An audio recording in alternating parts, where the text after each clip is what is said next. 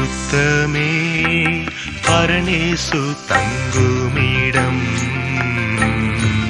பக்தர்கள் தேடும் தேவாலயம். பரிசுத்தமே பரனேசு தங்குமிடம், பக்தர்கள் தேடும் தேவாலயம். பரிசுத்தமே.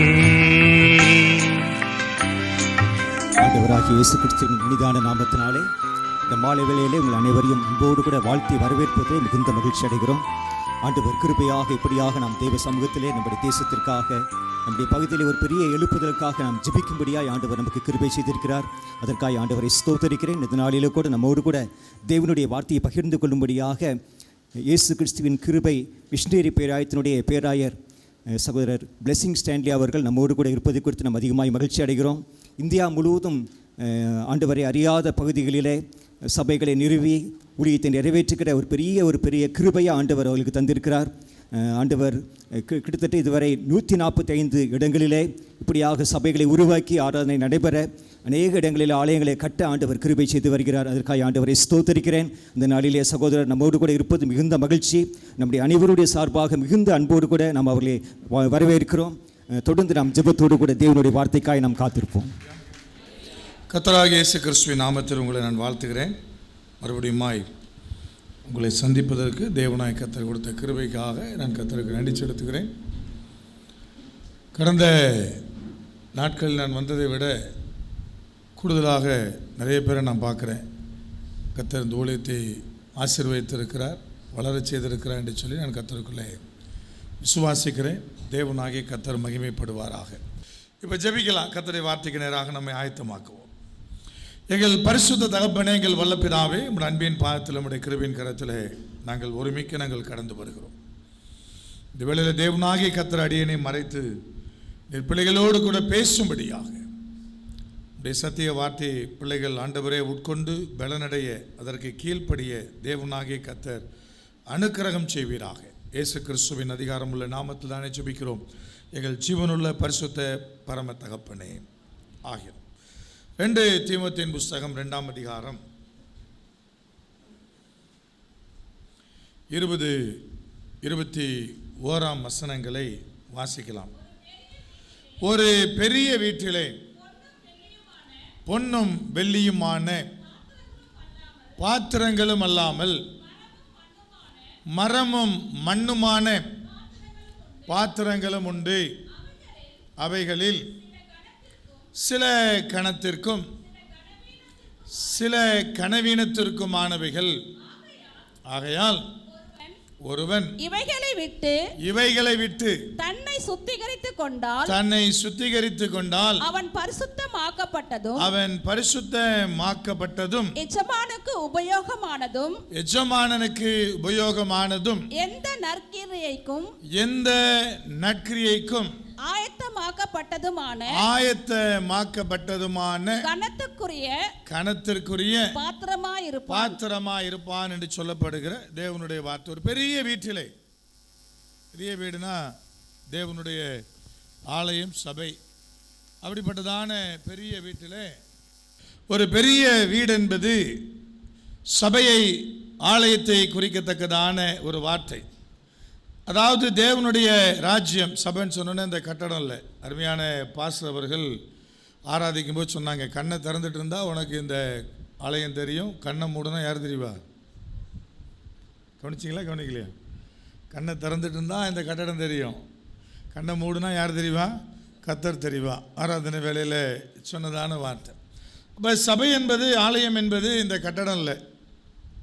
தேவனுடைய பிள்ளைகளாய் ரட்சிக்கப்பட்ட ஜனமாக இருக்கிற நம்மைத்தான் தேவனாகிய கர்த்தர் அவ்விதமாக குறிப்பிடுகிறார்.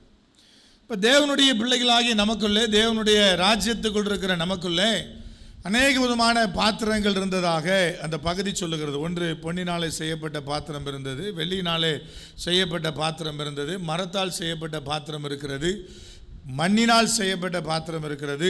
ஒன்று கனத்துக்குரியதாக இருக்கிறது, இன்னொன்று கனவீனத்துக்குரியதாக இருக்கிறது. ஆனால் எது எப்படி இருந்தாலும் அது எப்படியாக மாற வேண்டும் என்பதை தான் அந்த பகுதி என்பது அழகாய் தெளிவாய் சொல்லுகிறது. அந்த பாத்திரங்கள் எப்படியாய் மாற வேண்டும் என்பதற்கு அவர் சொல்லுகிற வார்த்தை என்பது, ஐயா பரிசுத்தமாக்கப்பட்டதும் எஜமானுக்கு பிரயோஜனம் உள்ளதும் எந்த நற்கிரியைக்கும் தகுதியுள்ளதுமான கணத்துக்குரிய பாத்திரமாக அது மாற்றப்பட வேண்டும் என்று தேவனாகிய கர்த்தர் அழகாக தெளிவாக நம்ம இடத்துல சொல்லுகிற வார்த்தை என்பது எழுதப்பட்டிருக்கிறது.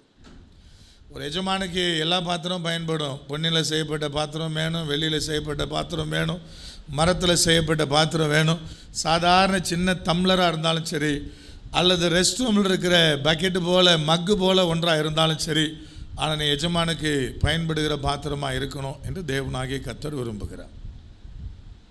அதான் அந்த பகுதியில் சொல்லப்படுகிறது. இந்த பகுதியை தேவனாகிய கர்த்தர் எழுதுகிற போது அதுக்கு முன்னாடி நிறைய காரியங்களை குறித்து எழுதுகிறார். இந்த பகுதியிலே கூட நிறைய காரியங்களை விட்டு நாம் விலக வேண்டும் என்பதை குறித்து அவர் எழுதுகிறார். கள்ள போதனைகள், கள்ள போதகர்களை குறித்து எழுதுகிறார். அதுக்கு முன்னாடி அந்த கள்ள போதெல்லாம் அடையாளம் காண்பிக்கப்படுகிறாங்க. சீர்கேடான வீண் பேச்சுக்களை குறித்து எழுதுகிறார்.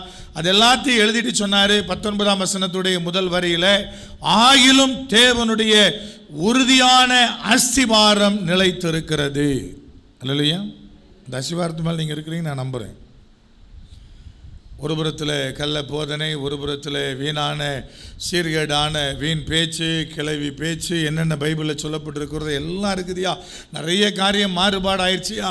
ஒரு காலகட்டத்தில் வேத புத்தகத்தை தூக்கிட்டு ஊழியத்துக்கு போனால் கணத்துக்குரியவனாய் பார்த்த பார்வையெல்லாம் இன்றைக்கி ஏதோ ஒன்றுக்காய் வேதாகமத்தை தூக்கி இருப்பது போல பார்க்கிற பார்வை, ஏளனப்படுத்துகிற காரியம் எல்லாம் இருக்குதுயா. ஆகிலும் இன்னும் அஸ்திவாரம் நிலைத்திருக்கிறது. அல்லையா? அப்போ அந்த அஸ்திவாரத்துக்கு மேலே தேவனாகிய கர்த்தர் நம்மை வைத்திருக்கிறார். எல்லாம் வித்தியாசமாயிடுச்சியா. ஆனாலும் இந்த அஸ்திவாரம் அசைக்கப்படலை. ஏன்னா அந்த அஸ்திவாரம் கண்மலையாகி இயேசு கிறிஸ்து மீது கட்டப்பட்டிருக்கிற அஸ்திவாரம். அது அசையாது, அது இன்னும் நிலைத்திருக்கிறது. அந்த நிலைத்திருக்கிற அஸ்திவாரத்துக்கு மேலே நமக்குள்ளே வரவேண்டிய எழுப்புதலை, நமக்குள்ளே வரவேண்டிய மாற்றங்களை குறித்து தேவனாகிய கர்த்தர் பேசுகிறார். நீ பரிசுத்தமாக்கப்பட்ட பாத்திரமாய், பயன்படுகிற பாத்திரமாய், எந்த நற்கிரியைக்கும் தகுதியான பாத்திரமாய் உங்களை தேவனாகிய கர்த்தர் மாற்ற விரும்புகிறார். அப்படி மாறும்போது கணத்துக்குரிய பாத்திரமாய் மாற்றப்படுகிறீர்கள். வேதாகமத்தில் கானா ஒரு திருமண வீட்டினுடைய அற்புதம் முதல் அற்புதமாக அது சொல்லப்படுகிறது. நீங்கள் வாசித்திருப்பீங்க, பல முறை தியானிச்சிருப்போம்.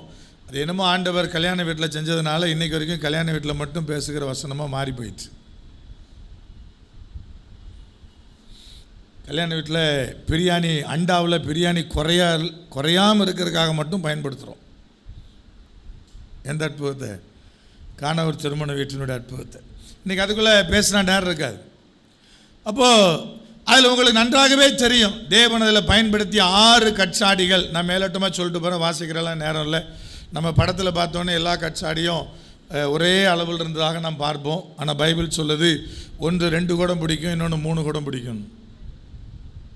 2-3 குடங்கள் கொல்லத்தக்கதான 6 கட்சாடிகள். 6 கட்சாடி ஒரே சைஸ் கிடையாது. 6 என்பது 6ஆவது நாளில் உருவாக்கப்பட்ட மனுஷனை குறிக்கிறதான ஒரு காரியம். கிறிஸ்துவனுடைய உயிர்த்தெழுதலோடு சம்பந்தப்பட்டதான அற்புதம் அது.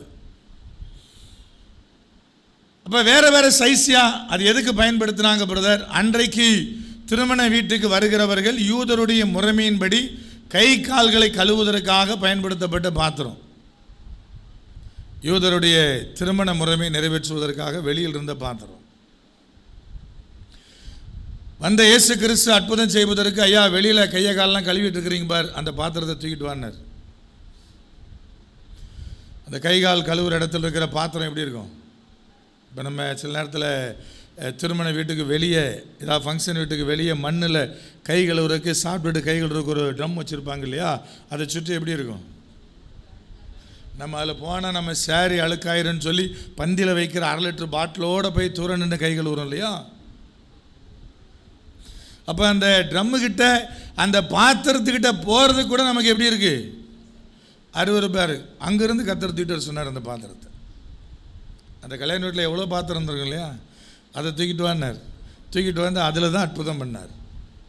இப்போ என் கொஸ்டின் என்னென்னா, அற்புதம் நடந்த பிறகு அந்த பாத்திரம் மறுபடியும் கை கால் கழுவுறதுக்கு போயிருக்குமா என்பதுதான் கேள்விக்குறி. போயிருக்காது இல்லையா? அப்புறம் அது என்ன பாத்திரமாக மாறிடுது? கனத்துக்குரிய பாத்திரமாக மாறிடுது.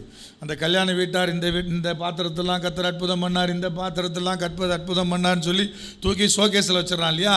அப்போ எங்கேருந்து எங்கே போகிறது? வெளியில் கை கால் கழுவுற இடத்துல இருக்கிற பாத்திரம் இன்றைக்கி ஷோகேஸில் போய் உட்காந்துருச்சு, கனத்துக்குரிய பாத்திரமாக மாறிடுச்சு. ஏன் மாறிச்சு பிரதர்? அந்த பாத்திரத்துக்குள்ளே தேவனாகிய கர்த்தர் அற்புதங்களை செய்தார், அல்லது அந்த பாத்திரத்தின் மூலமாக தேவனாகிய கர்த்தர் அற்புதம் செய்தார். அப்போ எது கனத்துக்குரிய பாத்திரம் பிரதர் அப்படின்னா, உங்களுக்குள் இருந்து தேவனுடைய வல்லமை வெளிப்படுவது தான் கனத்துக்குரியவளாக உங்களை மாற்றும். கிறிஸ்டியானிட்டி என்பது ஏதோ ஒரு சின்ன ஃபெய்த் அடிப்படையில் எனக்கு கல்யாணம் நடக்கும், எனக்கு குழந்தை பிறக்கும், எனக்கு வேலை கிடைக்கும், எனக்கு வீடு கிடைக்கும், எனக்கு கர்த்தர் கார் தருவார் என்பதை அடிப்படையாக கொண்டதில்லை. தேவனுடைய வல்லமையை வெளிப்படுத்தும்படியாக நீங்களும் நானும் தெரிந்து கொள்ளப்பட்ட பாத்திரம் என்பதை நீங்கள் மறந்து போகக்கூடாது. பூமி உருவாவதற்கு முன்பதே தேவனாய் கர்த்தர் உங்களை என்னையும் தெரிந்து கொண்டார். நீங்கள் எந்த ஊரில் வேணால் பிறந்துருங்க, எந்த குடும்பத்தில் வேணால் பிறந்துருங்க, நல்ல அப்பா அம்மாவுக்கு பிறந்துருங்க அல்லது அயோக்கிய அப்பா அம்மாவுக்கு பிறந்துருங்க, அது எப்படி பிறந்திருந்தாலும் தேவன் அதன் மூலமாக உங்களுக்கு பாடங்களை கற்றுக் கொடுத்து உங்களை குறித்த நோக்கங்களை நிறைவேற்றும்படி விரும்புகிறார். ரொம்ப ரொம்ப முக்கியமானது.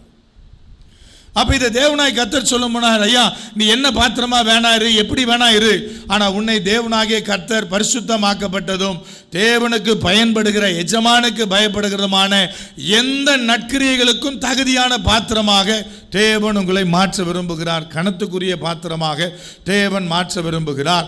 அதற்கு அங்கே பகுதி சொல்லுகிறது, இவைகளை விட்டு நீங்கள் சுத்திகரிப்புக்குள்ளே கடந்து வர வேண்டும் என்று தேவன் விரும்புகிறார். எழுப்புதல் எப்போ வரும் பிரதர்?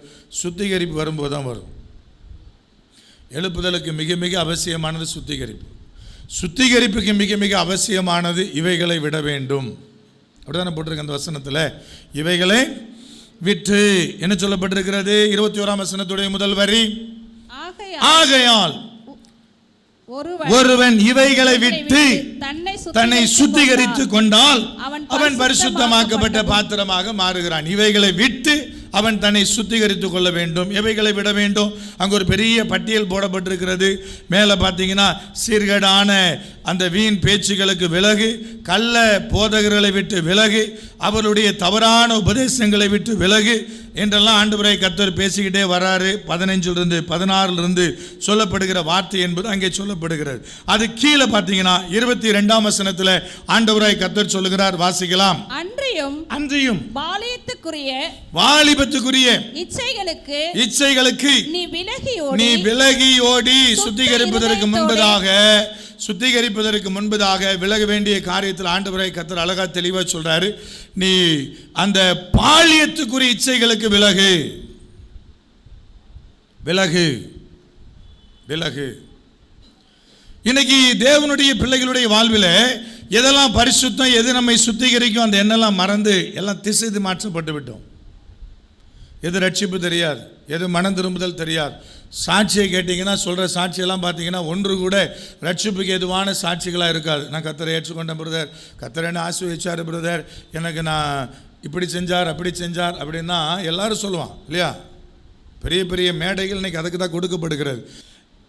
மனம் திரும்பலாம் என்னன்னு தெரியாது, எது சாட்சி தெரியாது. முழுக்க முழுக்க முழுக்க உலக பிரகாரமாக பொருள் சார்ந்து பணம் சார்ந்து நம்முடைய வாழ்க்கை மாற்றப்பட்டு விட்டதுனால எழுப்புதல் என்பது அரிதாகிவிட்டது. நம்ம ரொம்ப காலம் என்ன நினச்சிட்டு இருக்கிறோன்னா, தமிழ் தெரியாத இடத்துல என்ன ஊழியம் நடக்குதோ அதான் ஊழியம் நினச்சிட்டு இருக்கிறோம். அப்படி பல நூற்றாண்டுகளாக போனதுனால இன்றைக்கி தமிழ்நாட்டில் எழுப்புதல் இல்லை. நான் தைரியமாக சொல்லுவேன், நான் நார்த்தில் 5 ஸ்டேட்டில் மிஷனரி ஊழியம் பண்ணுறோம், தமிழ்நாட்டிலையும் பண்ணிகிட்டு இருக்கிறோம். அதனால் நீங்கள் பிரதர் உங்களுக்கு நார்த்தை பற்றி தெரியாதுன்னு என்கிட்ட சொல்ல முடியாது. நம்ம என்ன நினைக்கிறோன்னா, ஐயா இதை கடந்து வெளியே போகிறதா ஒரு ஊழியம். என்னமோ நீங்கள் ஏதோ பெரிய அப்படியே எழுப்புதலினுடைய மாநிலத்தில் இருக்கிற மாதிரியும் மற்ற மாநிலம்லாம் எழுப்புதல் இல்லாமல் இருக்கிற மாதிரியும் ஒரு மாயைக்குள்ளே இருக்கிறதுனால நமக்குள்ளே எழுப்புதல் வரல. அப்போ இந்தியாவில் உருவாகின முதல் மிஷனரி ஸ்தாபனம் எது பிரதர்? இந்திய மிஷனரி சங்கம். எப்போ உருவாக்குனாங்க? யாருக்கா வருஷம் தெரியுமா? 1903, 1903. இத்தனை வருஷம் ஆயிடுச்சு பிரதர். என்ன ஆயிடுச்சு? எங்கே போய் ஊழியம் பண்ணோம்? முழுக்க முழுக்க தமிழ் பேசாத இடத்துல தான் ஊழியன்னா ஊழியம் நினச்சி ஓடி ஓடி தமிழ்நாட்டை கோட்டை விட்டுட்டோம். இன்றைக்கி சரியானபடி சரிங்க அங்கே போட்ட எஃபர்ட்டில் ஒரு 30% தமிழ்நாட்டில் போட்டிருந்தா இன்றைக்கி தமிழ்நாட்டுக்குள்ளே 50% ரட்சிக்கப்பட்ட பிள்ளைகள் இருப்பாங்க. இங்கே எழுப்புதல் இல்லைங்க, இங்கே பின்மாறி அந்த எழுப்புதலை பார்க்க முடியலைங்க. நீங்கள் நினச்சிக்கிட்டு இருக்கிறீங்க ஞாயிற்றுக்கிழமை நம்ம சரியாக கிறிஸ்தவ சர்ச்சுக்கு போனோன்னா நம்ம பெரிய எழுப்புதல் இருக்கிறோம். உங்கள் எழுப்புதல் இல்லை. என்கிட்ட அடிக்கடி சிலர் ஃபோனில் தொல்லை பண்ணாங்கன்னா நான் ஒரு டெக்னிக் வச்சுருக்கேன். எப்போ பார்த்தாலும் ஃபோன் பண்ணி பிரதர் இது பிரதர் அது பிரதர் அப்படின்னு சொல்லிக்கிட்டே இருந்தாங்கன்னா ஒரு டெக்னிக் வச்சுருக்கேன். டக்குன்னு ஒரு கேள்வி கேட்பேன். ஒரு 4 நாள் 5 நாள் பார்ப்பேன். 6ஆவது நாள் கேட்பேன், நீங்கள் ஆண்டவருக்காக என்ன செய்கிறீங்க சிஸ்டர்? அதோடு எனக்கு ஃபோனே வராது. அப்பா தொல்லை ஒழிஞ்சுதியா அப்படிங்கிற மாதிரி நான் இருப்பேன். ஏன்னா அந்த கேள்விக்கு பதில் கிடையாது, உங்கள்கிட்டையும் பதில் கிடையாது. கர்த்தருக்காக என்ன செய்றீங்கிற கேள்விக்கு பதில் கிடையாது. கர்த்தருக்காக பைபிள் வாசிக்கிறேன்னு சொல்ல முடியாது, ஜெபம் பண்ணுறேன்னு சொல்ல முடியாது. பைபிள் வாசிக்கிறோம் ஜெபம் பண்ணுறது யாருக்காக? கர்த்தருக்காக நமக்காகவா? நமக்காக தானே. அப்போ கர்த்தருக்காகன்னு சொல்ல முடியாது.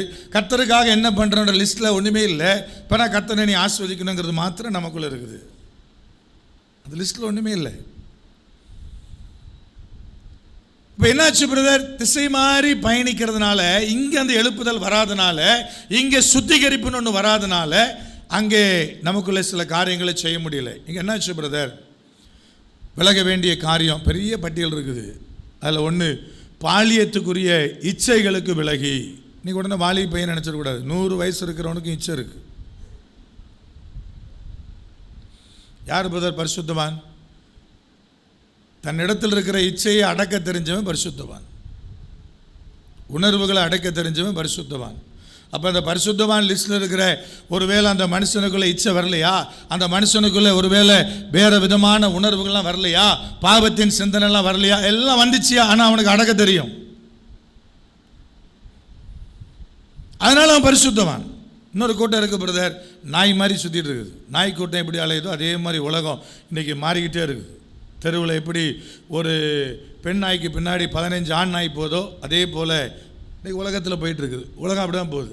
அதனால் ஆண்டவர் சொல்ற பாலியத்துக்குரிய இச்சைகளுக்கு விலகு. முதல்ல விலக வேண்டியதை விட்டு விலகலைன்னா நல்லா புரிஞ்சு கொள்ளுங்க, சுத்திகரிப்பே நடக்காது. விலக வேண்டியதை விட்டு விலகலைன்னா சுத்திகரிப்பே நடக்காது. சரிங்க, விலகின உடனே சுத்திகரிப்பு நடந்துருமா பிரதர்? அந்த அடுத்த வரி என்ன சொல்லுது பாருங்க. 22ஆம் வசனத்தினுடைய முதல் வசனத்தில் முதல் வரியிலிருந்து வாசிக்கலாம் திரும்பமாக. அன்றியும் பாலியத்துக்குரிய இச்சைகளுக்கு நீ விலகியோடி சுத்த இருதயத்தோடு கர்த்தரை தொழுது கொள்ளுகிறவர்களுடனே நீதியையும் விசுவாசத்தையும் அன்பையும் சமாதானத்தையும் அடையும்படி நாடு. முதல்ல விலகணும். விலக வேண்டிய குடும்ப உறுப்பினர்கள் உண்டு, விலக வேண்டிய நட்பு உண்டு, விலக வேண்டிய நிறைய உறவுகள் உண்டு, விலக வேண்டிய முதல்ல சொன்ன மாதிரி கள்ள போதனை, கள்ள போதகர், வீண் பேச்சுக்கள், அப்படி பட்டியல் இருக்குது. பொருளாசை, இது எல்லாத்தையும் விட்டு விலக வேண்டியது இருக்குதுங்க. விலகினா மட்டும் போதாது, சுத்த இருதயத்தோடே கர்த்தரை தொழுது கொள்ளுகிற கூட்டத்தோடு எனக்கு ஒரு ஐக்கியம் தேவை. எனக்கு ஒரு ஐக்கியம் தேவை. தேவன் அதை விரும்புகிறார். சுத்த இருதயத்தோடு தேவனை தொழுது கொள்ளுகிற கூட்டம். ஒரு ஊழியக்காரனை சந்தித்தார் 3 நாளைக்கு முன்னாடி. அவங்க வீட்டில் சில பிரச்சனைகள் உண்டு. அப்போ பிரதர் இப்போ எந்த சர்ச்சுக்கு போகிறீங்கன்னு ஒரு 5000 பேர் 6000 பேர் வர்ற மாதிரி ஒரு சர்ச்சு பேரை சொன்னார். அந்த சர்ச்சுக்கு தான் போகிறேன் அப்படின்னாரு. ஏன் பிரதர்னே? ஒளிந்து கொள்ள வசதியாக இருக்கிறது என்றார். ஒரு நண்பருடைய குடும்பத்துக்கு மாப்பிள்ளை பார்க்கறதுக்காக இங்கேருந்து ஒரு ஊருக்கு போனேன். ஊர் பேர்லாம் சொன்னால் நீங்கள் ரோடு போட்டு புள்ளி போட்டு கோடு போட்டுருக்கீங்க, அதனால் ஊர் பேர்லாம் சொல்லலை. ஒரு ஊருக்கு போகிறேன். இப்போ தமிழ்நாட்டில் உள்ள ஊர். அப்போ அங்கே மாப்பிள்ளையை பார்க்குறோம். மாப்பிள்ளை சொன்னார், இப்போ தான் நான் இப்போ தான் தமிழ்நாட்டில் வந்து செட்டிலாக இருக்கிறேன், இவ்வளோ நேரம் நான் பெங்களூரில் இருந்தேன் அப்படின்னு சொல்லி பெங்களூரில் ஒரு பெரிய சர்ச்சு பேரை சொன்னார். அந்த சர்ச்சுக்கு போகிறேன் அப்படின்னாரு. எவ்வளோ நாளான்னு கேட்டேன். 2-3 வருஷமாக போகிறேன்னாரு. எனக்கு அதான் பிடிச்சிருக்கு பிரதர், அங்கே தான் போகிறேன் அப்படின்னாரு. உடனே கேட்டேன், பாஸ்டர் பேர் என்னன்னு கேட்டேன். பேர் தெரியாது, ஆனால் கருப்பாக குண்டாக இருப்பார்னார். அவர் 2-3 வருஷம் போகிறது உண்மையாக பிரதர்? உண்மை, அங்கே போகிறது உண்மை. ஆனால் பாஸ்டர் பேர் கூட நிச்சயாது. அப்போ சுத்த இருதயத்தோடு தேவனை தொழுது கொள்ளுகிற, அப்படி தேவனோடு நடத்தப்படுகிற, ஆவியானவரால் நடத்தப்படுகிற ஒரு கூட்டம் எனக்கு ரொம்ப அவசியமாக இருக்குது. எதுக்கு பிரதர்? நான் வேலைக்கு வந்தேன் பார்த்தீங்களா, அதுக்குள்ளே மறுபடியும் போய் சிதுக்கி கொள்ளாமல் இருப்பதற்கு, என்னை நான் சுத்திகரித்து கொள்ளுவதற்கு அது மிக மிக மிக அவசியமான ஒன்றாக இருக்கிறது. விலகியாச்சுங்க, ஆனால் நான் சரியானபடி ஐக்கியம் கொள்ளலைன்னா நீங்கள் பழைய நிலைமைக்கு வெகு சீக்கிரத்தில் திரும்புவீங்க. வெகு சீக்கிரத்தில் அது நடக்கும். அதுதான் சொன்னாரு, சுத்த இருதயத்தோட கர்த்தரை தொழுது கொள்ளுகிற கூட்டத்தோடு சேர்ந்து எதை நாடணுமா? எதை நாடணுமா? ஒன்று நீதியை நாடணும், ரெண்டாவது விசுவாசத்தை நாடணும், மூணாவது அன்பை நாடணும், நாலாவது சமாதானத்தை நாடணும். எது நீதியோ அதை நாடணும். அப்ப எது நீதி பிரதர்? கர்த்தர் சொன்னார் மத்தேயு 5ஆம் அதிகாரத்தில் 20ஆம் வசனத்தில் ஆண்டவராய் கர்த்தர் அழகா சொன்னார். வாசிக்கலாமே, மத்தேயு 5ஆம் அதிகாரம் 20ஆம் வசனம். வேதபாரகர் பரிசேயர் என்பவர்களுடைய நீதியிலும் உங்கள் நீதி அதிகமாக இராவிட்டால் பரலோக ராஜ்யத்திலே பிரவேசிக்க மாட்டீர்கள் என்று உங்களுக்கு சொல்லுகிறேன். ஆண்டவராய் கர்த்தர் சொன்னார். வேதபாரகர் பரிசேயர் கூட ஒரு சில நீதியை நிறைவேற்றுறாங்கயா, அதை விட உன் நீதி எப்படி இருக்கணும்? எப்படி இருக்கணும்? அதிகமா இருக்கணும். எதுக்கு பிரதர்?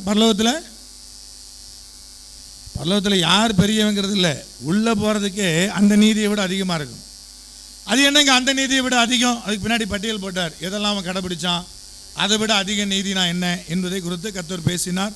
21ஆம் வசனம் சொல்லுது, நானே வாசிக்கிறேன். கொலை செய்யாதிருப்பாயாக என்கிற நீதியை பரிசேயரும் வேதபாரகரும் கடைபிடித்தார்கள். ஆண்டவர் சொன்னார், அதிலும் பெரிய நீதி என்னன்னா, காரணம் இல்லாமல் யார் மேலேயும் கோவப்படாது. ஏன் பிரதர் கோவப்படாது என்பதை கொலை செய்யப்படுகிற காரியத்தை விட பெரிய நீதியாக ஏன் ஆண்டவராய் கர்த்தர் காண்பிக்கிறாருன்னா, கோவப்படுறதுனால தான் கொலையே நடக்குது. இப்போ தேவனாகிய கர்த்தர் நீதியை குறித்து, நீதி நியாயங்களை குறித்து பேசும்போது அவர் சொன்ன வார்த்தை என்னன்னு கேட்டிங்கன்னா, வேதபாரகர் பரிசேயர் கடைபிடித்த நீதியிலும் உங்கள் நீதி பெருசாக இருக்கணும். அப்படியே பட்டியல் போட்டே வரார். விபச்சாரம் செய்யாதிருப்பாயாக என்கிற நீதியை வேதபாரகரும் பரிசேயரும் கடைபிடிச்சாங்க. இப்போ நான் உனக்கு சொல்கிறேன், ஸ்திரியை ஒரு புருஷனை இச்சையோடு பார்க்கிறவள் அவளோடு கூட விபச்சாரம் செய்தாயிடுச்சு. ஏன்னா இச்சையோட பெண் மட்டும் தான் பார்ப்பான்னு சொல்ல முடியாது இல்லையா, ஆண் மட்டும் தான் பார்ப்பான்னு சொல்ல முடியாது இல்லையா.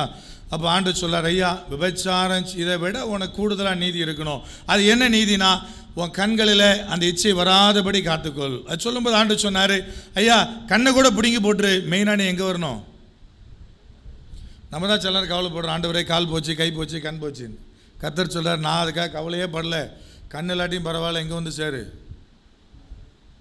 கர்த்தருடைய பார்வை தான். என்னங்க 80 வயசு பாட்டியம்மா வந்து முட்டெல்லாம் வலிக்குது எனக்காக சோம் பண்ணுங்கன்னா, இப்போ நம்ம திரும்ப சொல்லல, எனக்கே வலிக்குதுன்னா என்ன செய்யணும்? ஆனால் ஊழியக்காரனை கேட்க முடியாது. இப்போ நமக்குள்ளே தோணும், பாட்டியம்மா இப்போ 80 வயசில் முட்டெல்லாம் சரி படிச்சுட்டு எங்கே பாய போகுது, 80 வயசானா அப்படி தானே இருக்கும்னு நமக்கு என்ன செய்யும்? ஏன் சொல்கிறேன் தெரியுமா? நீங்கள் வந்து ஜோம் பண்ணக்கூடாதுன்னு தான். அப்போது நல்லா விலகி கொள்ளுங்க. கை போச்சு கால் போச்சு, அவர் அதுக்கெல்லாம் கவலைப்படல. எது போனாலும் பரவாயில்லையா, நீ எங்கே வரணும்? பரலோகத்துக்கு வரணும். அதனால் ஆண்டவர் சொன்னார், ஐயா விபச்சாரம் செய்யாது இருப்பாங்கிற நீதி எனக்கு போதாது, அதை விட பெரிய நீதி ஒன்று இருக்கிறது, அதை நீ கடைபிடிக்கணும் பரலோக ராஜ்யத்துக்கு வர்றதுக்கு. ஐயா நீ இச்சையோடு ஒருவனையும் ஒரு தீனி பாராது இருக்க வேண்டும். பார்த்தா என்ன பிரதர்? இருதயத்தில் ஸ்டார்ட் ஆயிடுச்சுன்னு அர்த்தம். இருதயத்தில் ஸ்டார்ட் ஆனது கண்டிப்பாக சரீரத்தில் போய் முடியும்னு அர்த்தம், விழித்து கொள்ளாவிடால். அப்புறம் அப்படியே பின்னாடி சொல்லிட்டே வராரு, ஐயா மனைவியை தள்ளி விடுகிறதை குறித்து ஒரு நீதி சொன்னாயா, தள்ளுதல் சீட்டை கொடுக்குறோன்னு சொன்னான் பரிசேயரும் வேதபாரகரும். தள்ளுதல் சீட்னா எழுதி கையில் கொடுக்கறது இல்லை, அவளுக்கு தேவையானதெல்லாம் கொடுக்குறது. அப்போ ஜீவனாம்சத்தை கொடுத்துட்டா பிரதர் மனைவியை தள்ளிடலாம் அப்படின்னு அவன் கண்டுபிடிச்சான். ஆண்டு சொல்கிறாரு, போதாது, நீ தள்ளவே கூடாது. நீ எவனாக இருந்தாலும் சரி, எவளாக இருந்தாலும் சரி, தள்ளவே கூடாது. ஒரே ஒரு முகாந்தரத்தினால் ஒழியே, விபச்சார முகாந்தரத்தினால் ஒழிய நீ தள்ளவே கூடாது. வேறு எந்த குறையும் நீ சொல்லக்கூடாது. அதனால தான் எல்லாரும் அந்த குறையை சொல்லிட்டு போயிடலாம். அது உண்மையான கர்த்தருக்கு மட்டும்தான் தெரியும். எவனை கேளுங்க அந்த குறை தான் சொல்லுவான். இவளை கரெக்டாக ஒன்று சொல்லுவான், அவன் கரெக்டாக ஒன்று. Same statement. யாருக்கு பிரதர்? இந்த விவாகரத்து செய்கிற எல்லாருக்கும். மாறவே மாறாது. என்கிட்ட ஒரு அம்மா ஜெபிக்க வந்தாங்க. வந்து இந்த மாதிரி என் மகளுக்கு கல்யாணம் பண்ணி கொடுத்தோம் பிரதர், ஒரே பிரச்சனை, நீங்கள் அதுக்காக ஜெபிக்கணும். எப்போ பிரச்சனை ஆரம்பிச்சுன்னா கல்யாணம் ஆன அன்னைக்கே பிரச்சனை ஸ்டார்ட் ஆயிடுச்சுன்னாங்க. நான் எதுக்கு ஸ்டார்ட் ஆச்சுன்னா எனக்கு ஒரு குணம் உண்டு, இப்படி நோண்டி நோண்டி கேட்டுக்கிட்டே இருப்பேன். கடனுக்காக ஜோம் பண்ணுங்கன்னு சொன்னால் கேட்பேன், ஏன் கடன் ஆச்சு, எவ்வளோ வட்டி கடன் இருக்குது, பேங்க் லோன் எவ்வளவு, தண்டல் எவ்வளவு, வெளியே வாங்கின வட்டி எவ்வளவு, ஜுவல் லோன் எவ்வளவு, இதெல்லாம் ஒரு குடும்பத்தில் கேட்டு முடிச்சுட்டு அவர் வீட்டுக்கு போனால் எனக்கு ஃபோன் பண்ணார், என் மனைவி உங்களை பயங்கரமாக திட்டுறான்னாரு. என்னென்ன இவரா லோன் கட்ட போகிறார், எதுக்கு இத்தனை கேள்வி கேட்குறாரு. இப்போ நான் கேட்டேன், எதனால் பிரச்சனை ஆரம்பிச்சு? இல்லை பிரதர், கல்யாணம் முடிஞ்சோன்னே நான் போட்ட நகையெல்லாம் கலத்தி வச்சிட்டேன், அவள் சும்மா தான் அனுப்புனேன், அதில் கோபம் வந்துருச்சு. அப்போ ஏன் கலத்துனீங்க? இல்லை ட்ராவலில் ஏதாவது திருட்டு போயிடுச்சுன்னா, ஏதாவது நடந்துருச்சுன்னா, இழப்பாயிருச்சுன்னா என்ன செய்கிறது அப்படின்னு. அப்போ நான் கேட்டேன், மாப்பிள்ளை வீடு எங்கே, உங்கள் வீடு எங்கே? அக்கா வீடு கீழ்கட்டில், மாப்பிள்ளை வீடு கேம்ப் ரோடு. எப்படி என்னங்க பிற அவன் திட்டாமலாம் இருப்பான், சண்டை போடாமலாம் இருக்கும். இது இப்போ நீங்கள் இதுக்காவது செபிக்கணும் பிரதர். எனக்கு ஆண்டர் சொன்னார், இப்போ உங்ககிட்ட இவள் பாசிட்டிவாக ஒரு ஆன்சர் கேட்டு வந்திருக்கிறா, அவள் ஆல்ரெடி தீர்மானம் பண்ணிட்டா. இப்போ நீ வந்து இந்த குடும்பமாக இருக்குது செல்லாது நீ சொல்லிட்டேன்னா, பிளஸிங்கன்னு சொல்லிட்டாரு, அதனால் வார்த்து பண்ணேன்னு சொல்கிறதுக்காக வந்திருக்கிறா, கவனமாக இருந்தார் ஆவியானவர். நான் பேசி முடிச்சோன்னா அந்த அம்மா சொல்லிச்சு, ஐயா எல்லாத்தையும் வீட்டில் இருக்கிற பொருளெல்லாம் கொடுத்ததெல்லாம் நான் வாங்கிட்டு வந்துட்டேன், திரும்ப ஒன்றே மறந்துட்டேன்னுச்சு. நான் சொல்கிறது விளையாட்டில் உண்மை. குக்கர் வெயிட்டை மறந்து வச்சுட்டு வந்தேன்னுச்சு. என்னங்க நான் சொல்கிறது உண்மை, நான் காமெடிக்காகலாம் சொல்லலை. குக்கர் வெயிட்டை மறந்து வச்சிருச்சு. அட பாவி, ஒரு பல லட்ச ரூபா பெறும் இல்லையா மேலே இருக்கிற அந்த வெயிட்டு, அதை மறந்து வச்சுட்டேன்னு இதுக்கு ஒரு பெரிய கவலை. எல்லாத்தையும் தூக்கிட்டு வந்து எல்லாத்தையும் முடிவு பண்ணிவிட்டு இப்போ என்கிட்ட வந்து ஒரு ஏதாவது அதுக்கு ஏற்ற மாதிரி ஒரு வார்த்தை கிடைக்காதான்னு வந்து நிற்கிது. கர்த்தர் சொல்கிறாரு, நீ பரலோக ராஜ்யத்துக்குள்ள வரமாட்டேன், வர்றதுக்கு வாய்ப்பு கிடையாது. நான் சொல்லலை, வசனம் சொல்லுது. இப்படி சொல்லிக்கிட்டே வர்றார். அது கீழே பார்த்தீங்கன்னா, பொய் ஆணையிடாத, சத்தியம் பண்ணாத, இதெல்லாம் தேவன் சொல்ல. பழிக்கு பழி என்ன செய்யாத, நீ வாங்காத. பழிக்கு பழி இப்படி அவன் செஞ்சான், நான் திரும்ப செஞ்சேன், அது நீதியாக பார்த்தான் பரிசைன்னு வேதபாரகன். கர்த்தர் சொல்ல, நீ வாங்க முடியாது. இப்படி சொல்றார். நீதிய நாடு, அன்ப நாடு, சமாதானத்தை நாடு. யாரு கூட சேர்ந்த நாடு? சுத்த இருதயத்தோட தேவனை தொழுது கொள்ளுகிற பிள்ளைகளோட சேர்த்து நாடுனா உங்களுக்குள்ள சுத்திகரிப்பு வரும். சுத்திகரிப்பு எங்க நடக்குது பிரதர்? வசனம் சொல்லுது. மல்கியா எழுதின அந்த தீர்க்க தரிசன நூலில் 3ஆம் அதிகாரத்தில் முதல் வசனத்திலிருந்து யாராவது வாசிக்கலாம். மல்கியா 3:1 இதோ நான் என் தூதனை அனுப்புகிறேன், அவன் எனக்கு முன்பாக போய் வழியை ஆயத்தம் பண்ணுவான். அப்பொழுது நீங்கள் தேடுகிற ஆண்டவரும் நீங்கள் விரும்புகிற உடன்படிக்கையின் தூதனுமானவர் தம்முடைய ஆலயத்திற்கு தீவிரமாய் வருவார். உடன்படிக்கையின் தூதனானவர் யாரு? யாரு? இயேசு கிறிஸ்து. முன்னாடி வந்த தூதன் யாரு? என்னங்க, இயேசு கிறிஸ்துக்கு முன்னாடி வந்த தூதன் யாரு? யோவான் ஸ்நானகன். சரி, ரைட்டு, கொஞ்சம் பேர் தான் இருக்கிறோம், பேசுங்க. ஏதோ ஒரு 5000 பேர் இருக்கிறாங்கன்னா பரவாயில்ல. சரி, ஓகே. இப்போ ஆண்டு சொல்ல, ஆலயத்திற்கு தீவிரமாக வருவார். யார் வருவார்? உடன்படிக்கையின் தூதன். யார் வர்றாப்போ? ஆண்டவராக இயேசு கிறிஸ்து. வாசிங்க பின்னாடி. எதுக்கு வரார்? இதோ வருகிறார் என்று சேனைகளின் கர்த்தர் சொல்லுகிறார். ஆனாலும் அவர் வரும் நாளை சகிப்பவன் யார்? அவர் வெளிப்படுகையில் நிலை நிற்பவன் யார்? அவர் புடமிடுகிறவனுடைய அக்கினியை போலவும் வண்ணாருடைய சௌகாரத்தை போலவும் இருப்பார். இயேசு கிறிஸ்து ஆலயத்துக்கு வராருங்க. எப்படி இருக்கிறார் பிரதர்? புடமிடுகிற அக்கினி மாதிரி இருக்கிறாரு. வண்ணாருடைய சௌகாரம். வண்ணாருடைய சௌகாரம் என்னது? அந்த வெளுக்கிற உபயோகப்படுத்துகிற டிட்டர்ஜென்ட். சரி, நமக்கு புரிகிற பாஷையில். இப்போ ஆண்டவர் சொல்றார், ஐயா புடமிடுகிற அக்கினி மாதிரி இருக்கிறார் கிரைஸ்ட். எங்கே பிரதர்? சர்ச்சுக்குள்ளே, சபைக்குள்ளே, ஆராதனையில். வண்ணாருடைய சௌகாரத்தை மாதிரி இருக்கிறார். எங்கே பிரதர்? ஆராதனை வேலையில், சபைக்குள்ளே. என்ன செய்றாரு பிரதர்? வாசிக்கலாம் அடுத்த வசனத்தில். அவர் உட்கார்ந்து வெள்ளியை புடமிட்டு சுத்திகரித்து கொண்டிருப்பார். அவர் லேவியின் புத்திரை சுத்திகரித்து அவர்கள் கர்த்தருடையவர்களாய் இருக்கும்படிக்கும் நீதியாய் காணிக்கை செலுத்தும்படிக்கும் அவர்களை பொன்னை போலவும் வெள்ளியை போலவும் புடமிடுவார். அப்போ ஆராதனை என்ன நடக்குது பிரதர்? ஆலயத்தில் என்ன நடக்குது? நீங்கள் நினைக்கிற மாதிரி இயேசு கிறிஸ்து இந்த விரல்ல தங்க நகை, இந்த விரல்ல பைக்கு, இந்த விரல்ல வீடு, இந்த விரல்ல காரு எல்லாத்தையும் வச்சுட்டு அப்படியே நிற்பார். வந்துட்டு ஆளுக்கு ஒன்றா வாங்கிட்டு போயிடலாம் என்பதல்ல. இன்றைக்கி நிறைய கர்த்தரை தேடி வருகிற பிள்ளைகளுடைய நிலைமை அதுதான். நான் எதுக்கோ வந்தேன், ஏதோ தேடி வந்தேன், ஆண்டு எல்லாம் 10 விரலையும் 10 அடுக்கி வச்சுருக்காரு, ஒன்றை வாங்கிட்டு போயிடலாம். வசனம் சொல்லுது இல்லை, அவர் உன்னை பொன்னை போல வெள்ளியை போல புடமிடும்படி ஆராதனை வேளையில் ஆலயத்தில் தேவனாகிய கர்த்தர் இருக்கிறார். புடமிடுறதுனால என்ன ஆகுது பிரதர்? சுத்திகரிப்பதனால் என்ன ஆகுது? நீங்கள் கர்த்தருடையவர்களாய் மாறுகிறீர்கள். 1. 2வது நீதியாய் காணிக்கை செலுத்துகிறீர்கள். அது என்ன நீதியாய் காணிக்கை செலுத்துறது? சுத்திகரிக்கப்படாதவன், புடமிடப்படாதவன் மிச்ச மீதியை கர்த்தருக்கு கொடுத்துட்டு பயங்கர பெருமையாக தம்பட்டை அடிச்சுட்டு சுற்றிட்டு இருப்பான். விளங்கலையா? சுத்திகரிக்கப்பட்டவன் மட்டும்தான் நீதியாக காணிக்கை செலுத்துவான். இன்றைக்கி அதுக்குள்ளே போனால் ரொம்ப நீளமாக போயிடும். நீதியாக காணிக்கை செலுத்தினா என்ன பிரதர்? கர்த்தரை ஆசீர்வதித்திருக்கிற விதத்துக்கு தக்கதாக அர்ப்பணித்து ஆஸ்தியிலிருந்து கொடுத்து ஐஸ்வர்யங்களிலிருந்து கொடுத்து தண்ணியும் கொடுப்பது. அப்போ சுத்திகரிப்பு எவனுக்குள்ளே வருகிறதோ அவன் தான் தண்ணியை அர்ப்பணிப்பான். அவன் தன்னை அர்ப்பணித்தா மட்டும்தான் அவன் ஒருவேளை கர்த்தருக்கென்று பணி செய்யும்படி ஓடுவான். ஆண்டவரே, தமிழ்நாட்டிலேருந்து மிஸ்ஸரிகள் எழும்பலை. ஏன் இல்லை? தமிழ்நாட்டில் அந்த எழுப்புதல் இல்லை, அதனால மிஸ்ஸரி எழும்பலை. இங்கே எழுப்புதல் வந்தால் தானே அவன் அங்கே மிஸ்ஸரியை எழுப்பி போவான். இங்கே எழுப்புதல் தான் இல்லையே. என்னங்க மிஷினரிக்கு பொண்ணு கொடுக்க வேண்டாங்க, ஒருத்தர் முழு நேரம் ஊழியம் செய்கிறான்னு நீங்கள் யாராவது பொண்ணு கொடுப்பீங்க? அவர் சொன்னார் இல்லையா? என்னங்க சாட் சொல்லும்போது நான் மிஷினரியை அர்ப்பணிச்சிருக்கிறேன் ஊழியம் செய்யிருக்கேன்னு சொன்னவர் சொன்னார் இல்லையா? ஆனால் பேச்செல்லாம் பயங்கரமாக பேசுவோம். சுவாசம் பிரதர். ஒரு காலகட்டத்தில் பையன் நல்ல பையனான்னு கேட்பாங்க. இப்போ அதெல்லாம் கிடையாது. பையனுக்கு எவ்வளோ சம்பளம்? முதல் கேள்வி அவ்வளோதான். எவ்வளோ சம்பளம்? ஏன்ட்டு ஒரு பொண்ணு வந்து சொன்னா, நல்ல செட்டிலான பையனாக இருக்கணும் பிரதர். அப்போ நீ 45 வயசுக்காரன் தான் கல்யாணம் பண்ணணுன்னு. ஏன்னா அவன் தான் செட்டில் ஆக முடியும். 22 வயசில் கல்லூரி முடித்தான்ப்பா, அவர் வேலைக்கு போனான். அதிகபட்சமாக அவன் என்ன சம்பாதிச்சிருப்பான்? துவக்கத்தில் ஒரு 25,000 சம்பளத்தில் இருப்பான். அப்புறம் அதில் கொஞ்சம் மிச்சப்படுத்தி அப்புறம் என்ன செய்யணும்? ஏதாவது ஒரு வீடை வாங்கணும். இவ வார கட்டும்போதே வீட்டுக்கு லோன் இல்லைன்னா தான் கட்டுவேன்றா.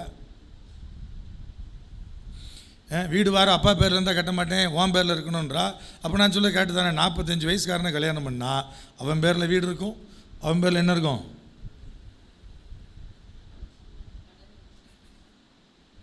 என்னங்க அப்போ நம்ம செய்வோம், பிற செய்ய மாட்டோம். பண விசுவாசத்தை பற்றி பேசுவோம், பின்மாரியை பற்றி பேசுவோம், முன்மாரியை பற்றி பேசுவோம், எழுப்புதலை பற்றி பேசுவோம், திறப்பில் நிற்பதை பற்றி பேசுவோம். சுவர் அடைக்கிறத மட்டும் பேச மாட்டோம். கர்த்தர் ஆளை எப்படி தேடினார் பிரதர்? திறப்பில் நிற்கவும் சுவர் அடைக்கணும்ல. திறப்பில் நிற்கிறது தான், அதை பற்றியெல்லாம் பேசுவோம். சுவர் அடைக்கிறத பற்றி பேசவே மாட்டோம். ஏன்னா அது நம்ம கையில் கொஞ்சம் பிடிக்குமே சுவர் அடைக்க போனால்.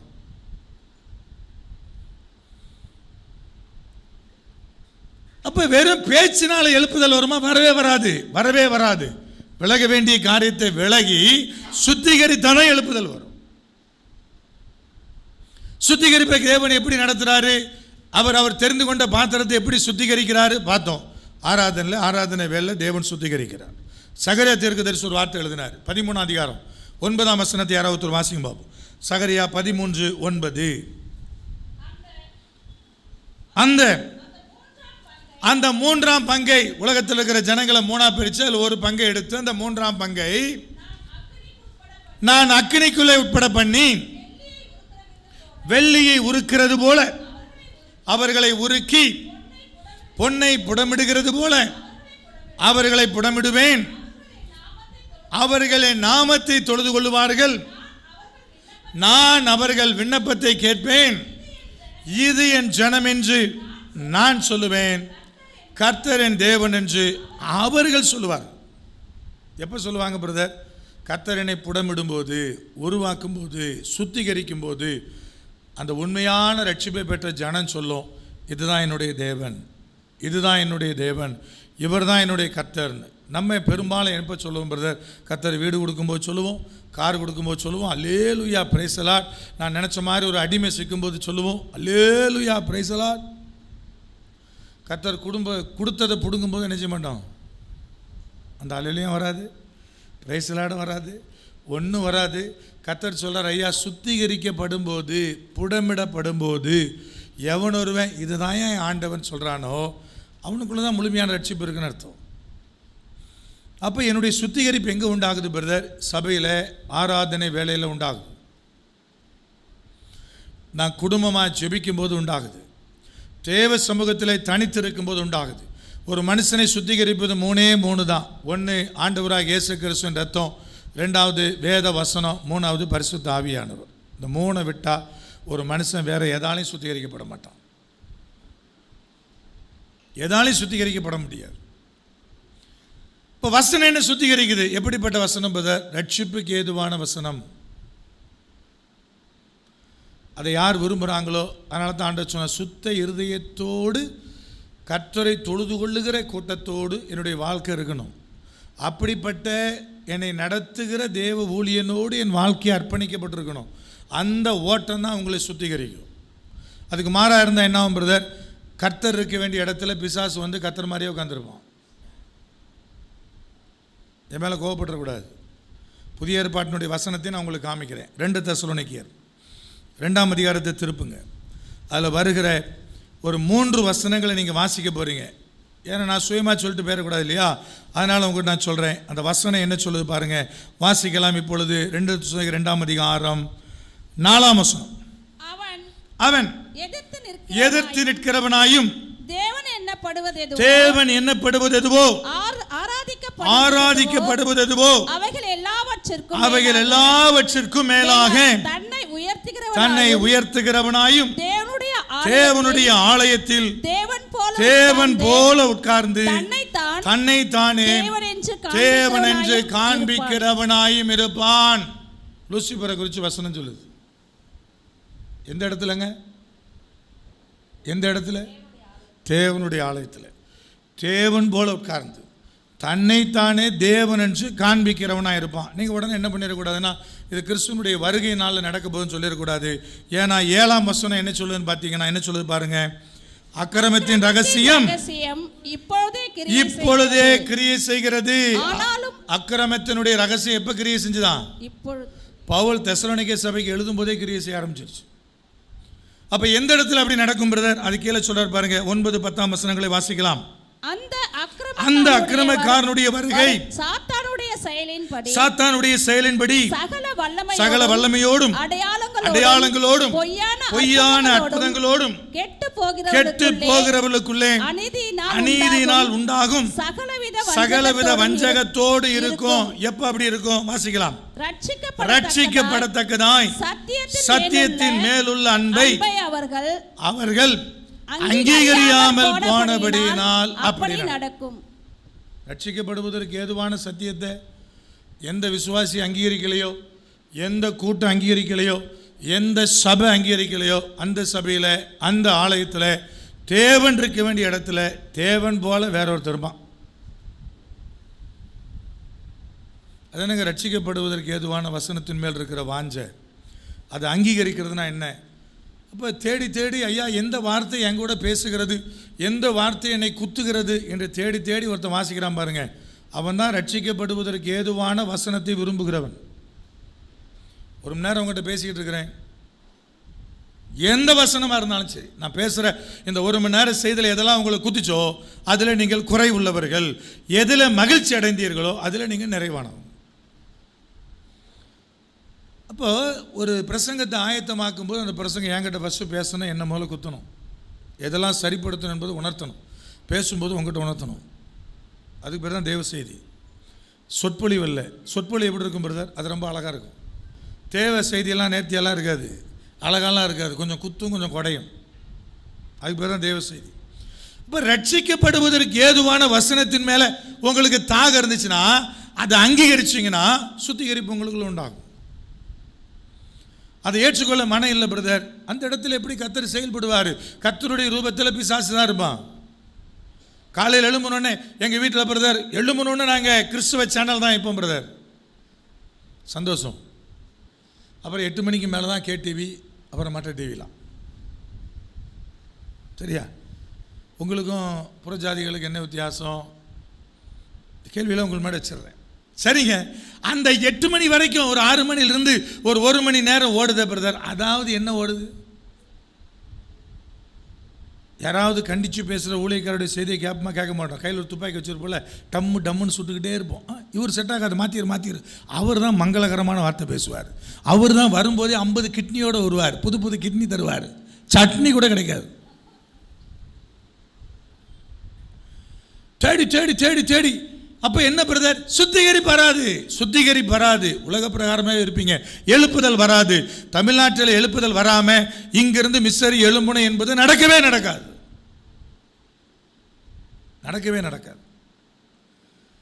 எழுப்புதல் வந்தால் என்ன பிரதர்? கர்த்தர் என்ன கூப்பிட்டாருன்னா நான் போக ஆயத்தம்னு சொல்லுவோம். தொழில் பண்ணிக்கிட்டு இருக்கிற என்ன பிடிச்சார் 2000 சென்னையில் மடிப்பாக்கம் கூட்டு ரோட்டில் இன்றைக்கும் எங்களுடைய பில்டிங் இருக்குது. 4 ரோடு ஜங்ஷனில் மெயினான இடத்துல எல்லா தொழிலும் செய்துட்டு இருக்கிற என்ன தான் தேவனாய் கர்த்தர் ரட்சிப்புகளை கொண்டு வந்தார். எல்லாத்தையும் தூக்கி போட்டு எனக்காக ஊழியத்துக்கு வாங்கினார்.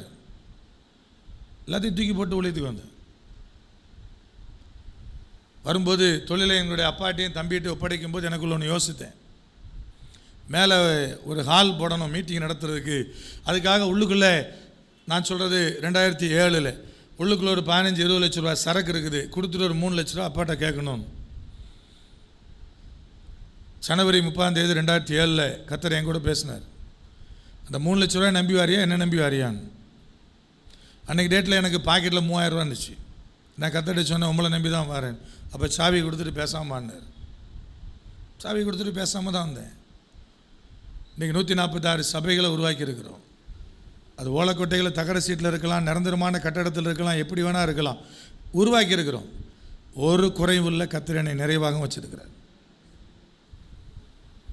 ஒப்பு கொடுக்கணும்ல, அர்ப்பணிக்கணும்ல.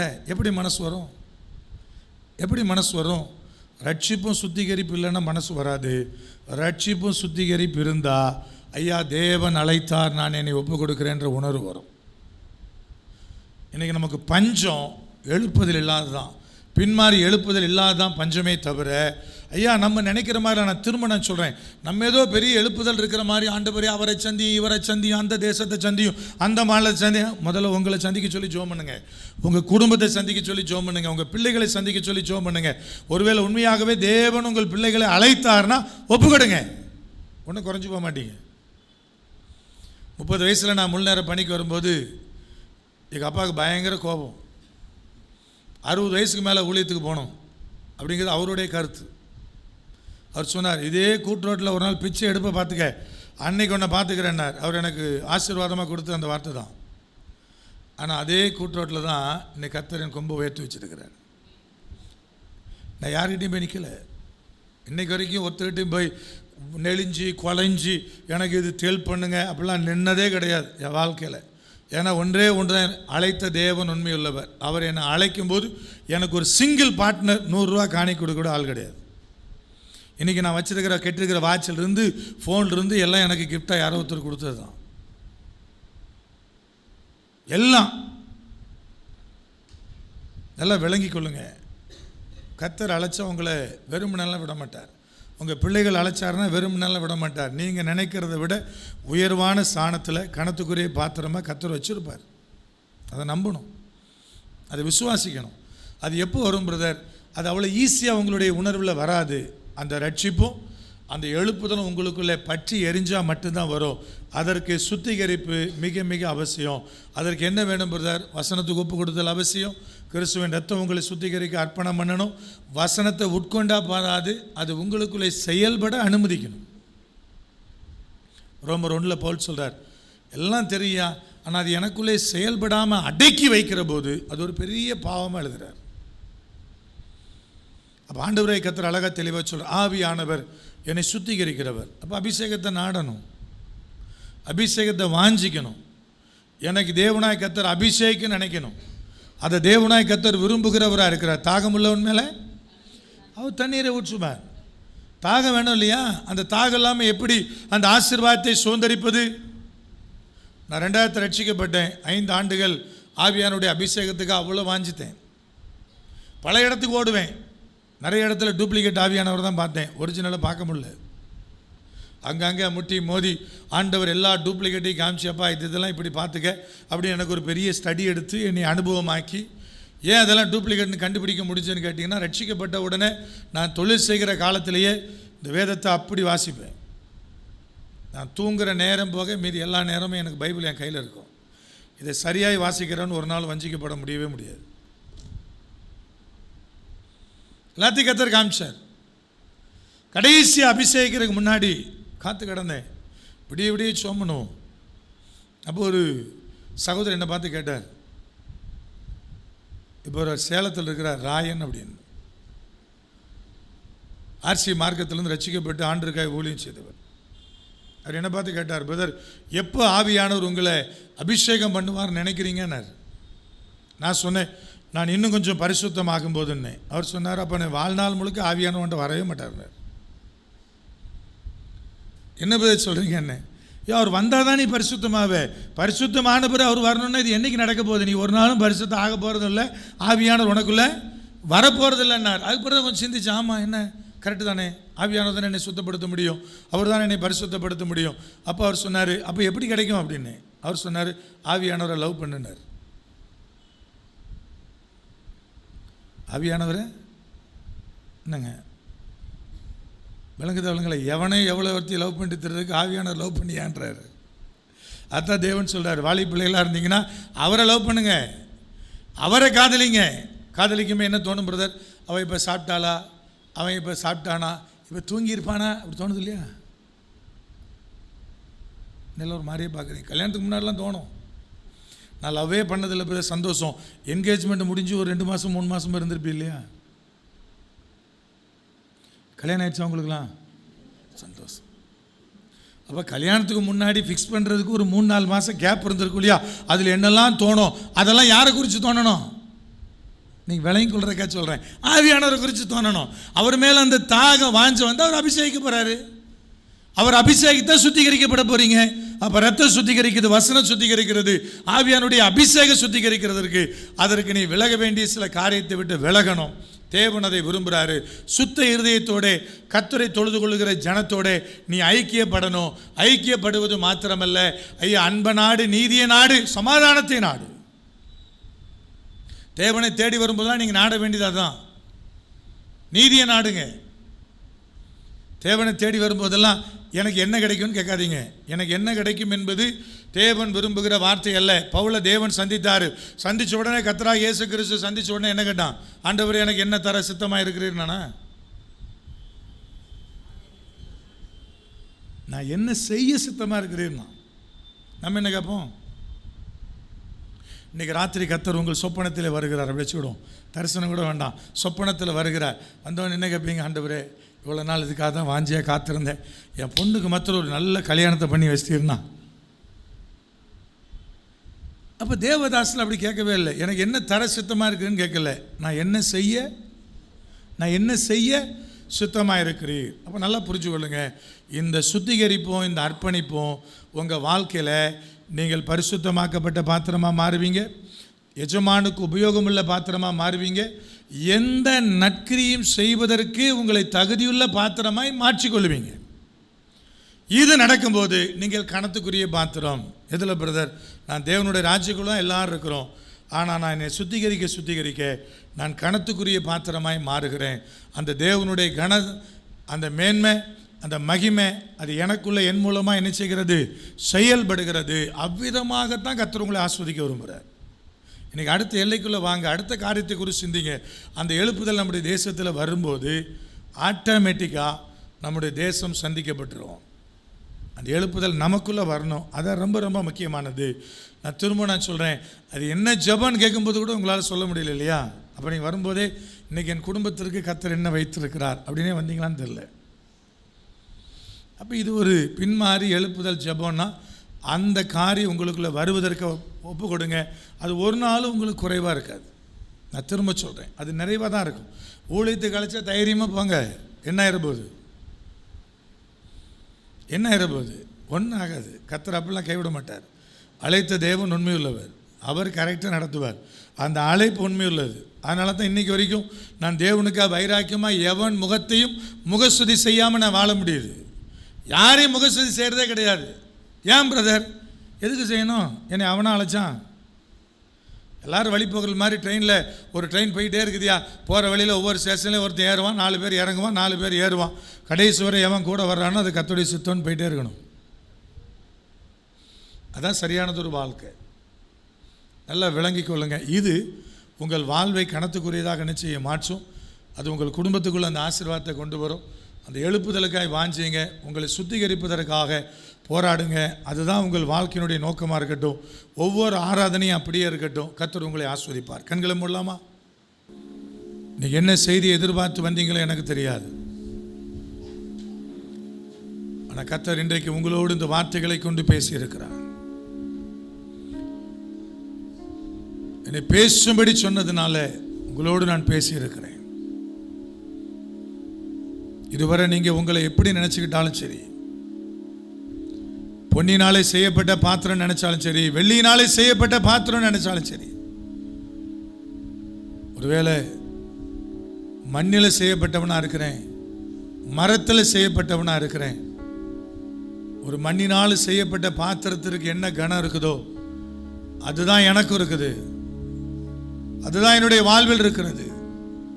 இன்னைக்கு ஒருவேளை வெறுமையாக்கப்பட்டவனா நிற்கிறேன், ஏளனப்படுத்தப்பட்டவனா நிற்கிறேன், அவமானப்படுத்தப்பட்டவனா நிற்கிறேன் நீங்கள் சொன்னீங்கன்னா, கர்த்தர் சொல்றார், மகனே மகளே, நீ எதனால் செய்யப்பட்ட பாத்திரமாக இருந்தாலும் உன்னை நான் கணத்துக்குரிய பாத்திரமாய், எஜமானுக்கு பயன்படுகிற பாத்திரமாய், எந்த நற்கிரியைக்கும் ஆயத்தமாக்கப்பட்ட பாத்திரமாய், உன்னை பரிசுத்தமாக்கப்பட்ட பாத்திரமாய் உன்னை தேவனாகிய கர்த்தர் மாற்ற விரும்புகிறவராக இருக்கிறார். மாற்ற அவராலே முடியும். அந்த மாற்றத்தை கொடுக்க அவராலே முடியும். அந்த கணத்துக்குரிய பாத்திரமாய் உங்களை வணைய கர்த்தராலே முடியும். அந்த அர்ப்பணிப்பு நமக்கு அவசியமான ஒன்றாக இருக்கிறது. அர்ப்பணிங்க, அர்ப்பணிங்க. இருதயங்களை திறந்து தேவனுடைய சமூகத்தில் சொல்லுங்க, ஆண்டவரே, அந்த பின்மாறி அந்த எழுப்புதல் அது ஆண்டவரே எனக்குள்ளே உருவாகட்டும். முதலாவது அது எனக்குள்ளே, என் குடும்பத்துக்குள்ளே அது பற்றி பிடிக்கட்டும். நான் ஆராதிக்கிற சபையிலே அது பற்றி எறியட்டும். அந்த எழுப்புதல் எங்களுக்குள்ளே உருவாகிற போது அது நிச்சயமாய் தேசத்தை சந்திக்குமே. தேசத்தை சந்திக்கிறவர்களாய் நாங்கள் மாற்றப்படுவோமே. இன்னைக்கு தேவனுடைய சமூகத்தில், கர்த்தருடைய பாதத்தில் அந்த அர்ப்பணிப்போடு நம்முடைய இருதயங்களை திறந்து கர்த்தருடைய சமூகத்தில் நம்மை அர்ப்பணம் பண்ணுவோம், ஒப்பு கொடுப்போம். எங்கள் பரிசுத்த தகப்பனே, இன்னைக்கு ஏன் இந்த பிள்ளைகளை அழைத்து கொண்டு வந்தீரோ எங்களுக்கு தெரியாது, ஏன் இந்த வார்த்தைகளை பேச வைத்தீரோ தெரியாது. ஆனால் நிச்சயமாய் நான் ஒன்றை விசுவாசிக்கிறேன், இந்த கூட்டத்திலிருந்து சில கணத்துக்குரிய பாத்திரங்களை நீர் உருவாக்க சித்தமுள்ளவராக இருக்கிறேன். உமக்கு பயன்படுகிற, எஜமானுக்கு உபயோகமுள்ள பாத்திரங்களை நீர் உருவாக்க சித்தமுள்ளவராக இருக்கிறேன். நான் விசுவாசிக்கிறேன்ப்பா, விசுவாசிக்கிறேன், நான் விசுவாசிக்கிறேன் ஆண்டவரே. அதனால் தான் இந்த வார்த்தைகளை பேசி இருக்கிறேன். ஐயா, இன்னைக்கு தேவனுடைய சமூகத்தில் உங்களுக்கு என்ன வயசாக இருந்தாலும் சரி, சிலரை கர்த்தர் 7 வயசில் தெரிந்து கொண்டார், சிலரை வயசான பிறகு தெரிந்து கொண்டார். ஐயா, 80 வயசில் தெரிந்து கொள்ளப்பட்ட மோசே உண்டு, தாயின் கர்ப்பத்தில் தெரிந்து கொள்ளப்பட்ட எரேமியா உண்டு. ஒரு ஆசாரிய குடும்பத்தில் பிறந்த எரேமியாவை தேவன் தீர்க்கதரிசியாய் மாற்றினார். ஒரு தீர்க்கதரிசியாய் பிறந்த ஆரோனை தேவன் ஆசாரியனாய் மாற்றினார். ஐயா, உன் பிறப்பு எப்படி இருந்தாலும் சரி, எந்த சூழ்நிலையில் இருந்தாலும் சரி, உங்கள் வயசு எவ்வளவா இருந்தாலும் சரி, ஒரு 3.5 ஆண்டு கால ஊழியத்தில் இயேசு கிறிஸ்து எல்லாவற்றையும் நிறைவாக்கினார். 70 ஆயிடுச்சுங்க, கவலைப்பட வேண்டிய அவசியம் இல்லை. கர்த்தர் உங்களை பயன்படுத்தணும்னு கேளுங்க. அது 2 வருஷமோ 3 வருஷமோ உங்களை குறித்த நோக்கத்தை தேவன் நிறைவேற்றுவார். எஜமானுக்கு பயன்படுத்தப்படுகிற பாத்திரமா நீங்க மாறுவீங்க. அந்த கர்த்தருக்குள்ளே வைராக்கியம் பாராட்டுகிற அந்த பரிசுத்தமாக்கப்பட்ட உபயோகமுள்ள பாத்திரமாய் நீங்கள் நிச்சயமாய் மாற்றப்படுவீர்கள். அதை எனக்குள்ளே தாருங்கிற வாஞ்ச, ரட்சிக்கப்படுவதற்கு ஏதுவான வசனத்தின் மீது இருக்கிற வாஞ்ச, ஐயா தகப்பனே பரிசுத்த ஆவியானவரை உங்களுக்குள்ளே பெற்றுக்கொள்ளுகிற வாஞ்ச, அது உங்களுக்குள்ளே உருவாகத்தக்கதை ஒப்பு கொடுங்க. எங்கள் தகப்பனே, அந்த கிருபைகளை எங்கள் பிள்ளைகளுக்கு தாரும். இந்த வார்த்தைகளை கேட்டிருக்கிற ஒவ்வொரு பிள்ளைகளுக்குள்ள அந்த பலன் இறங்கட்டும், அந்த தயவு இறங்கட்டும், அந்த ஆசீர்வாதம் இறங்கட்டும், அந்த மகிமை வெளிப்படட்டும். கர்த்தருடைய ஆவியானவர் துணை நின்று இவர்கள் கணத்துக்குரிய பாத்திரமாய் நிற்பதை ஆண்டவரே நாங்கள் சாட்சியாய் கேட்டுமை துதிக்க கிருபை செய்யும். தகப்பனே, இந்த இடம் திறந்து கொடுக்கப்பட்டிருக்கிற இந்த சபையை கர்த்தர் ஆசீர்வதியும், இந்த இடத்தை ஆசீர்வதியும். தகப்பனாகிய தேவனீர் மகிமையான காரியங்களை இங்கே நிறைவேற்றும். இந்த இடத்துல எத்தனை ஊழியக்காரர்கள் என்னென்ன விதமாய் ஊழியங்களை செய்கிற பிள்ளைகள் இருக்கிறாங்களோ தெரியாது. அவர்கள் மேல் இருக்கிற தேவ திட்டங்களும் தரிசனங்களும் இயேசு கிறிஸ்துவின் நாமத்திலே நிறைவேறுவதாக. ஜெபமே செய்யும் ஊழியம் தேவனாகிய கர்த்தராலே ஆசீர்வதிக்கப்படுவதாக. வந்திருக்கிற ஒவ்வொரு ஊழியர்களுக்குள்ளும் தேவ நோக்கங்களும் தேவ திட்டங்களும் பரிபூரணமாய் நிறைவேறுவதாக. இயேசு கிறிஸ்துவின் அதிகாரமுள்ள நாமத்தில் தானே ஜெபிக்கிறோம் எங்கள் ஜீவனுள்ள பரிசுத்த பரம தகப்பனே, ஆமென். சுத்தம் பண்ணப்படாத தேசமே, சுத்திகரிக்க உன்னை தருவாயோ? ஸ்திரப்படாத தேசமே, நீதியின் வஸ்திரம் தரிப்பாய்.